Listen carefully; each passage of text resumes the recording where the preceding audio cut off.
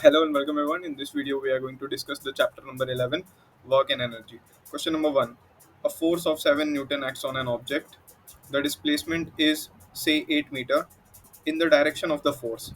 Let us take it that the force acts on the object through the displacement. What is the work done? तो हमसे work done पूछ रहा है और हमें यहाँ पे फोर्स गिवन है और डिस्प्लेसमेंट गिवन है. हमें ये दिया हुआ है कि उस जो फोर्स है वो 7 न्यूटन का है और जो डिस्प्लेसमेंट हो रही है वो 8 मीटर की हो रही है. तो हमें इसमें बताना है कि उसका वर्क डन कितना होगा.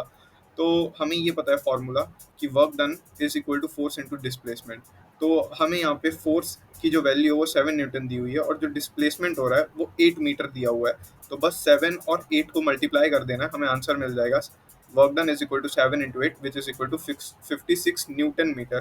देखिए, जो फोर्स होता है उसकी जो यूनिट होती है वो होती है न्यूटन और जो डिस्प्लेसमेंट है उसकी होती है मीटर. तो वर्क डन की जो यहाँ पे यूनिट आ जाएगी वो आ जाएगी न्यूटन मीटर, और ये जो न्यूटन मीटर होता है इसको जूल भी बोलते हैं. तो 56 जूल आंसर हो जाएगा. नेक्स्ट क्वेश्चन की तरफ बढ़ते हैं. And why do we say that the work is done? तो हम ऐसा क्यों बोलते हैं कि वर्क डन हो गया है? ऐसा इसलिए बोलते हैं क्योंकि work is done whenever the given condition are satisfied. A force acts on the body and there is a displacement of the body caused by the applied force along the direction of the applied force. Question number 2. Write an expression for the work done when a force is acting on an object in the direction of displacement. तो ये होता है W is equal to F into S, यानी force into displacement. इसको highlight भी कर सकते हैं. Hmm, ठीक है, ये एक फॉर्मूला है, इसको आपको ध्यान रखना. Define 1 joule. 1 joule of work तब होगा जब 1 न्यूटन का फोर्स लगेगा और जो डिस्प्लेसमेंट होगी वो 1 मीटर की होगी. तो 1 joule is the amount of the work done by a force of 1 Newton on an object that displaces it through a distance of 1 meter in the applied force. ये जो 80 है वो कुछ नहीं है, ऐसे ही लिख दिया. ये मिसप्रिंट है, ठीक है, इसको हटा दीजिएगा. नेक्स्ट है, a pair of plugs exert a force of 140 Newton on a plug. तो यहाँ पे पूछा है कि the field being plugged is 15 metre long, then how much work is done in plugging the length of the field. तो देखिए यहाँ पे भी सेम फॉर्मूला लग जाएगा, फोर्स इनटू डिस्प्लेसमेंट का. तो फोर्स यहाँ पे कितनी है 140 न्यूटन की और डिस्प्लेसमेंट कितना हो रहा है 15 मीटर का. तो 140 इंटू 15 कर देंगे, 2100 जूल्स यहाँ पे आपका आंसर आ जाएगा. आगे बढ़ते हैं.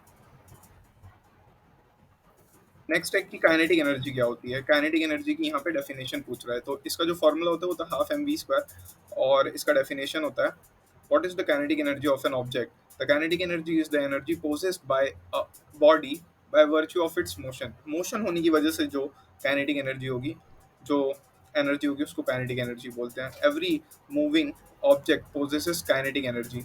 अ body uses kinetic energy to do work. The kinetic energy of a hammer is used in the driving a nail into the log of wood. जैसे कि मान लीजिए एक कोई भी, जैसे कि दीवार ही है तो दीवार पे आपको कील ठोकना है, तो उसके लिए भी आप यूज करते हो. जैसे कि मान लीजिए कोई वुड है तो वुड के अंदर अगर आप कोई कील ठोक रहे हो तो भी आप काइनेटिक एनर्जी यूज कर रहे हो. Kinetic energy of the hammer is used in driving a nail into a log of would. मेरा फोन नेट से कनेक्टेड है तो मैं इसका बेस्ट एग्जांपल दिखाता हूँ. Triple H using hammer. जो लोग डब्ल्यू के फैंस हैं वो इससे रिलेट कर पाएंगे. हाँ, ये वाली पिक काफ़ी फेमस पिक्स में से है, ये वाली और एक ये वाली भी. ठीक है, रेसलमेनिया की है ये तो शायद. Okay, back to work. Kinetic energy of air is use to run the wind mills etcetera. जो विंड मिल होते हैं उसको भी काइनेटिक एनर्जी जो है वो रन कराती है. Next, right an expression for the kinetic energy of an object. Kinetic energy of an object का एक्सप्रेशन होता है हाफ एम वी स्क्वायर.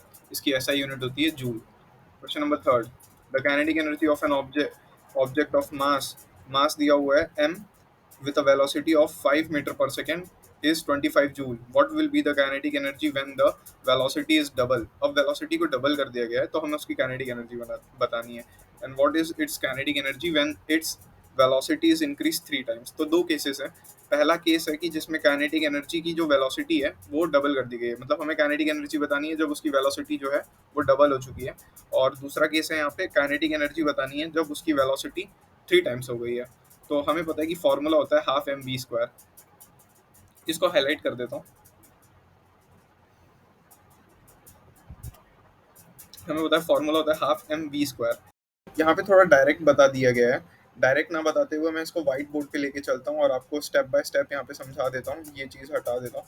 ठीक है, काइनेटिक एनर्जी होती है हाफ एम वी स्क्वायर के। तो काइनेटिक एनर्जी क्या है, वी स्क्वायर पे डिपेंड कर रही है। अगर मैं वी स्क्वायर बढ़ाते जाऊंगा तो काइनेटिक एनर्जी भी बढ़ रही है। मतलब अगर यहाँ पे मैं 4 टाइम्स कर दूँ तो 4 का स्क्वायर हो जाएगा, यानी 4 4 16 होता है, तो 16 टाइम्स यहाँ पे बढ़ जाएगी ऐसे करके। तो सिमिलरली देखो यहाँ पे दिया है काइनेटिक एनर्जी, हमें क्वेश्चन में दिया है कि 25 है, और वेलोसिटी हमें गिवन है 5 है, और मास के बारे में हमें नहीं बताया, मास की वैल्यू नहीं दी हुई है तो उसको एम रख लिया गया है। और हाफ उसका फॉर्मूला होता है हाफ एम वी स्क्वायर। इसमें वैल्यू पुट करी है तो हमें यहाँ से एम की वैल्यू मिल जाएगी। एम की वैल्यू हम यहाँ से सॉल्व करके निकाल लेंगे तो 2 आ जाएगी। उसके बाद फिर क्या बोलता है कि इसे हम अगर ट्वाइस कर दें, यानी वेलोसिटी को हम 2 से मल्टीप्लाई कर दें। वेलोसिटी 5 थी, उसको 2 से मल्टीप्लाई कर दिया गया है और इसको सॉल्व कर लिया गया है। तो कैसे सॉल्व हुआ है, हाफ इंटू मास की वैल्यू 2 आई है, वेलोसिटी का स्क्वायर करेंगे और उसको 2 से इंटू भी करेंगे। वेलोसिटी थी 5, तो उसको 2 से इंटू करेंगे तो 2 इंटू 5 का स्क्वायर। इसको सॉल्व करने पे आंसर आ जाएगा 100 joules.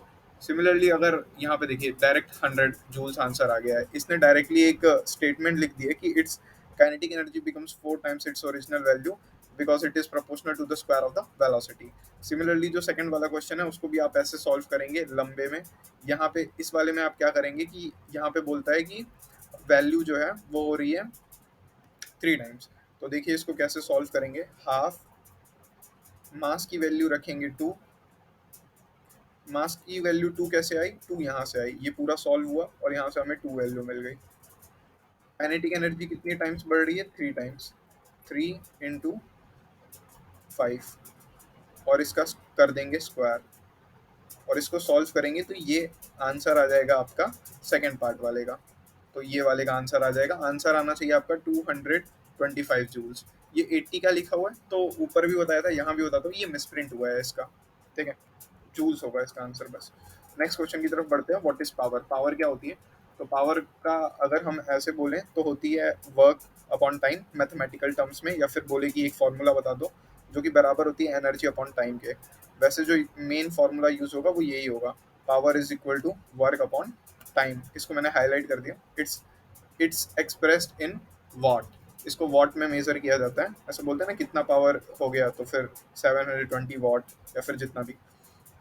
Power is the rate of doing work or the rate of transfer of energy. If W is the amount of the work done in time t, then the power is given by the expression work upon time. Define 1 watt. A body is said to have power of 1 watt if it does the work at the rate of 1 joule in 1 second. That is 1 watt is equal to joule per second. A lamp consumes 1000 joule of electrical energy in 10 second. तो power क्या है, तो 1000 को आप divide कर दोगे सीधे 10 से और आपकी पावर आ जाएगी 100 वॉट। बोलता है एवरेज पावर क्या होती है, एवरेज पावर होती है आपकी total work done upon total time taken. A body can do different amount of the work in different time intervals, hence it is better to find the average power. The average power is obtained by dividing the total work done in the total time taken to do this work. तो यही इसका formula होता है, average power is equal to total work done upon total time taken. Next है यहाँ पे आपके exercise वाले क्वेश्चन। ऊपर तक जो हमने डिस्कस किए वो इन टेक्स्ट क्वेश्चन थे, अब आपके एक्सरसाइज वाले क्वेश्चन स्टार्ट होते हैं। तो बोलता है पहले तो आप इनमें से देखो कि किस में वर्क हो रहा है और किस में वर्क नहीं हो रहा है।